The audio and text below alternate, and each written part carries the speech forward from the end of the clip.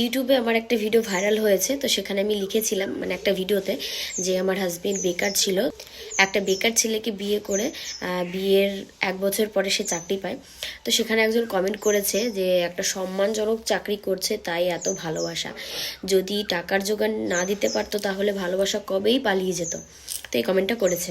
তো তোমাকে আমি বলতে চাই, দেখো আমার হাজবেন্ডের সঙ্গে আমার 6 বছরের রিলেশন ছিল বিয়ের আগে। তো 6 বছরে সে আমাকে একটা দামি গিফট পর্যন্ত দিতে পারিনি। তো তখন তো আমি ওকে কোনোদিনও বলিনি যে তুমি একটা দামি গিফট আমাকে দিতে পারো না, আমি তোমার সঙ্গে থাকবো না। ইভেন আমাদের 6 বছর রিলেশনের পরে আমাদের বিয়ে হয়। বিয়ের পরে আমরা ফুল দমে চাষবাস করি, যেহেতু আমার শ্বশুর মশাইয়ের অনেক জমি জায়গা আছে। তো 1 বছর আমরা চাষবাস করার পরে আমার হাজবেন্ড চাকরি পায়। তাই বলছি ভাই, কারোর সম্বন্ধে না জেনে শুনে কথা বলো না, কারণ সবার জীবনের জার্নিটা একরকম হয় না। আমাদের জীবনের জার্নিটা খুবই কঠিন ছিল। তো সেই কঠিন পরিস্থিতি পার করে আজকে একটা ভালো জায়গায় আসতে পেরেছি, ভালোভাবে জীবনযাপন করছি, দুজনে খুব হ্যাপি আছি।